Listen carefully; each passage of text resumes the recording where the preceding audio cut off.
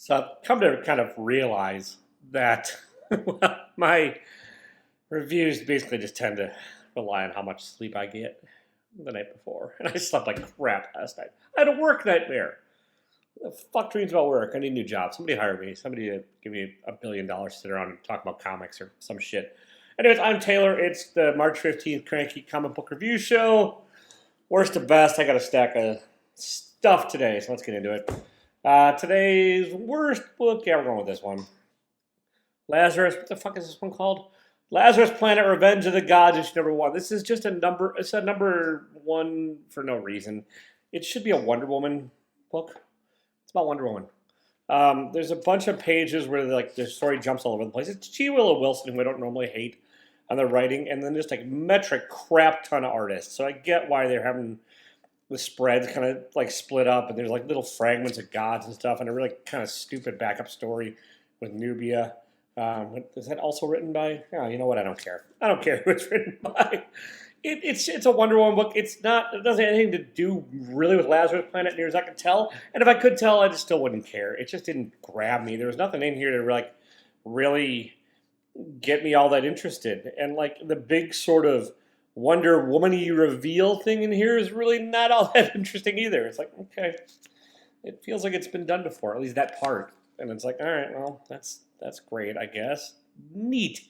And the thing is, the other thing, I think I've said the thing is like 4 times. I'm tired today, people. It's going to be a long fucking review. This is tying into Wonder Woman in 797.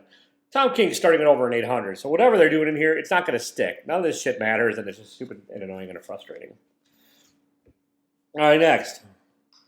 We have, am I going to do it in this order? Am I? You know what I am? I'm sticking to it. Hellcat number 1, the variant issue. Chris Cantwell on the writing, and it's a Lee Inhya cover, which I dig, and then Alex Linz on the art. I kind of dig Alex Linz's art. Does not really fit this book.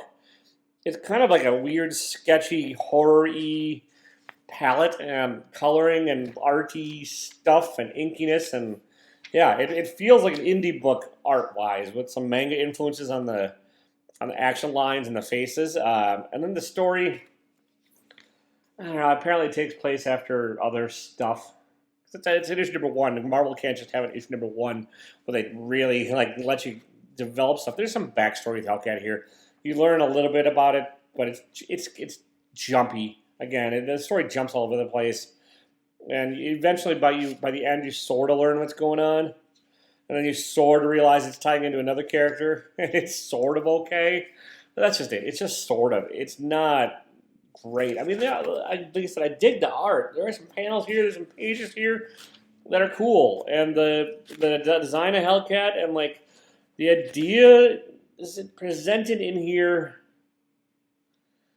are fine. It's just the execution is lacking. There's just enough it's not enough here to grab me. And I wanted it to grab me. I wanted it to grab me all over. Grab me, Hellcat. Just do you have your way with me.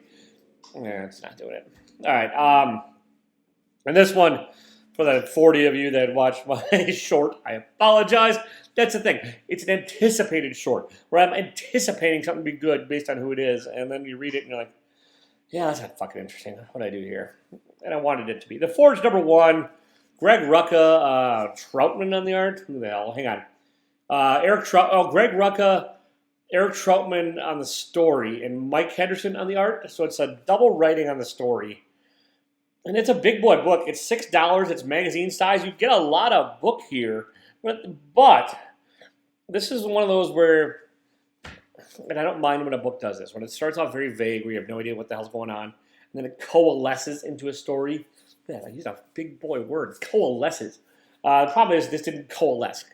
At the end of it all, they're counting on you to be intrigued by a mystery and to what's going on, and to like want to learn more about the society and want to dive on in and give a shit for the next issue, but I just don't.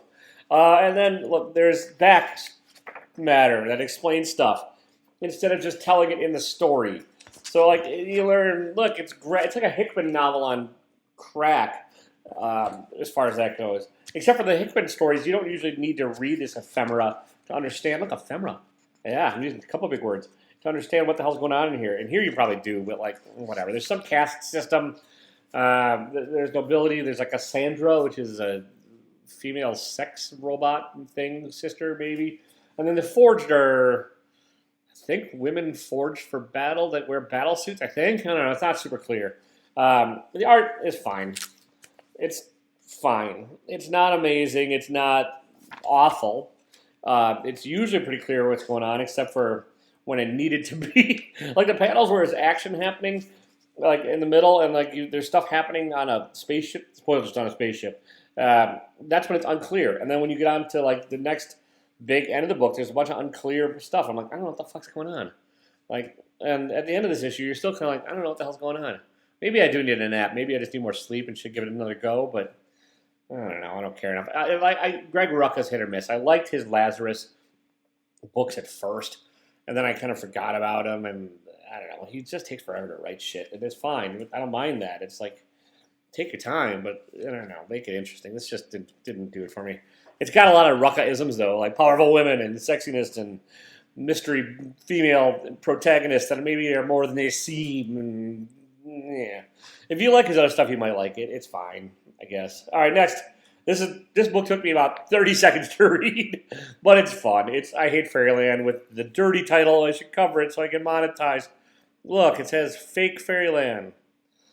And, yeah, it's mostly wordless. And so, like, the first 18 pages or so, no words. So you can just kind of breeze through it. It's Scotty Young writing, and then the art is by Brett Bean. The nice thing about Brett Bean's art is that he's an effective wordless storyteller.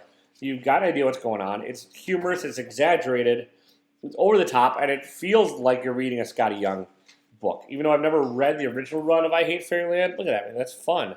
You're not really ever lost as to what's going on. If you think you're buying a book based on the word count, you're going to be disappointed on this. And you could probably theoretically, not theoretically, you probably should wait till this is all collected because like it's just these first couple issues. This is number 5. You just go through them so damn quickly, and it's fluffy story. It's over the top. It's fun. It's stupid. It's not going to change the world at all. And if you want that, get this. If you want, or just wait. All right, next. We have Justice Society America, number 3, I think, of 4. It's Jeff Johns playing around in the Silver Age and Golden Age. Look, you get the Unknown Soldier. Spoilers. And the Huntress, who's the main character in this book, which Jeff Johns likes to do, have the female protagonist, and jumpy, wumpy, tiny, wimey with some other playgroundy stuff. So you get the Justice Society in an era in the 40s, I think. Yeah, in the 40s. Maybe I think it's later in the 40s. 40s and then the 60s. And then, so there's 2 different time eras at least going on. And then present day stuff. It's all right. It's not fantastic. There's 2 different artists working on it, and it sort of makes sense. It's like there's a kind of depending upon the era you're in, but it's just that it seems like a jarring transition when you're talking about that. So like you get Mikel Janin and Jerry Ordway on the artists, and like Ordway stuff is more classical and stuff, and that's doing the earlier stuff, and then it jumps. But it never jumps back to the other artists. So it's like even it just sort of feels like one of the other artists ran out of time. And it didn't last issue too. And it just didn't do it for me. At this point, I'm probably invested enough to keep reading. And it's got a couple characters I really like Dr. Fate and Detective Chimp and stuff. And so I'll probably keep going with this. It's not awful. It's just not amazing. A better book that's timey-wimey and old-schooly and stuff is The Avengers, War Across Time. I mean, it's not a whole lot better. It's ranked right next, people. Next in the stacking order. Paul Levitz is writing this. Alan Davis on the art. Alan Davis, I love his art, and I have for a long time, ever since he did Excalibur back in the day.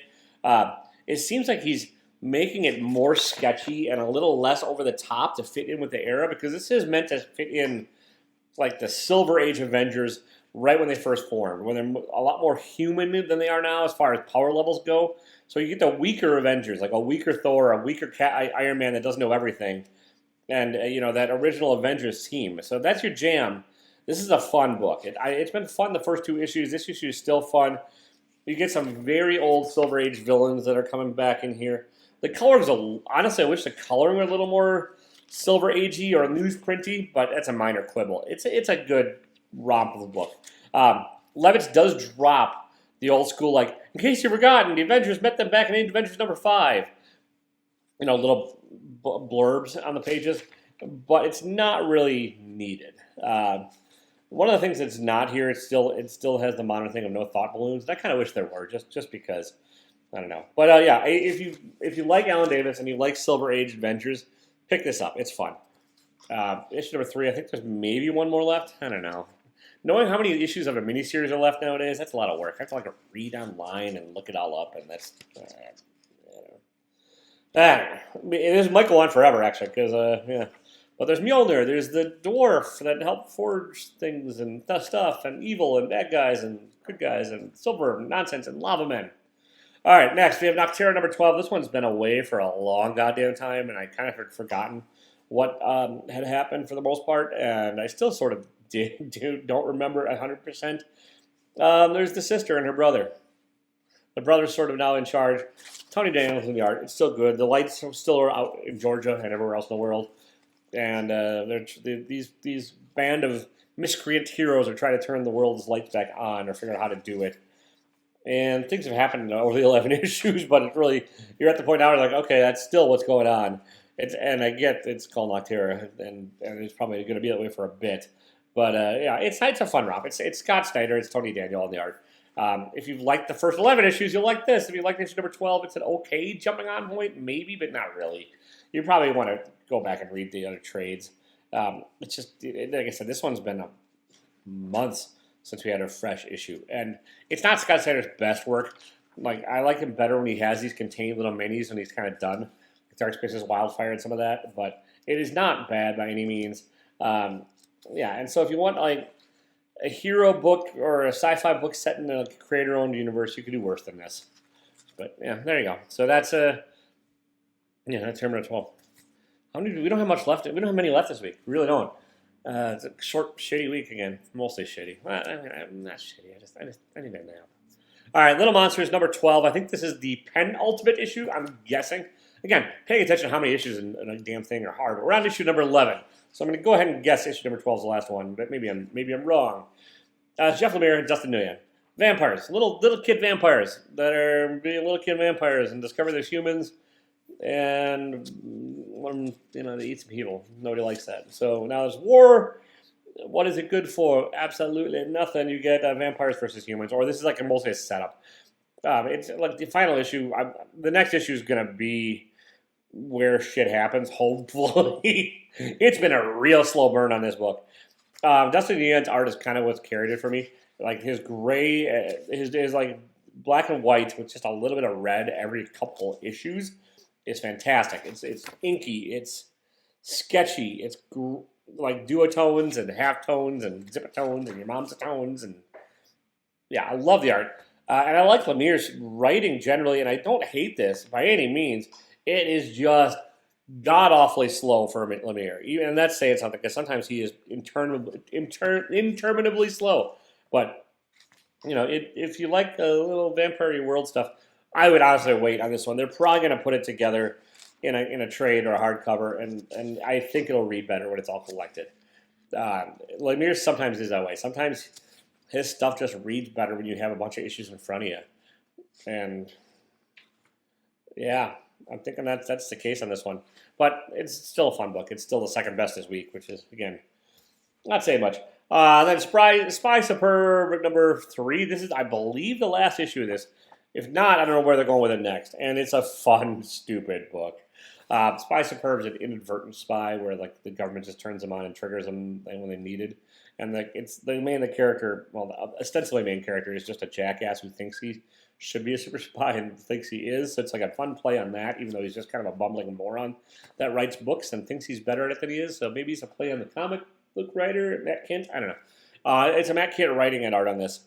With Stephanie Kint, I believe, in the colors or letters, one of those two. So you get the Matt Kint big-headedness, and you get, graded out stuff.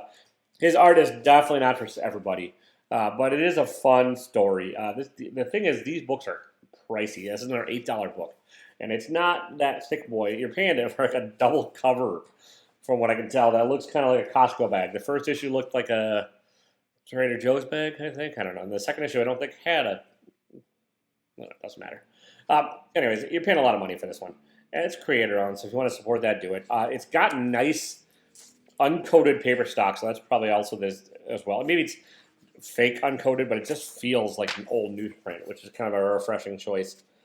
And yeah, I know other reviewers do the smell of the week. I'm not going to do that, but yeah, this wraps up in a fun kind of meta way, and it's the whole basic idea is that the spy superb is an urban legend in the spy circle, where like one great spy has been eluding everybody for years, and it turns out it's not one spy; it's a bunch of bubbling morons who just get turned down whenever, like activated whenever they're needed, and then they unactivate, so like nobody can ever catch them. And that's the setup for the whole series. This is about the one of them and what happens. And like he is such a jackass. It's kind of a fun, conceited, mustachioed jackass character. Yeah, and there's writing, and there's potential for more in here. There's potential for like a preview book, but I think that's a fake thing. You get character designs. No, it's a fun book. Favorite of the week. Not an amazing week for books. I don't know. It is what it is. I'm going to go take a nap. Ooh. Or maybe make some tacos. Take a nap, then make tacos. Whatever. Don't be a dick even if you're stupidly tired and it's taco time. See ya.